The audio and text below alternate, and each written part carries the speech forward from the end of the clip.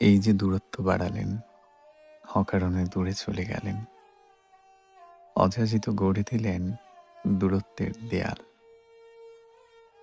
আজকাল এসবের কারণ জানতে ইচ্ছে করে, অথচ অথচ এক জীবনে আপনাকে ভালোবাসা ছাড়া আমি আর কোনো অন্যায় করিনি। এক জীবনে আপনাকে ভালোবাসা ছাড়া আমি আর কোনো অন্যায় করিনি।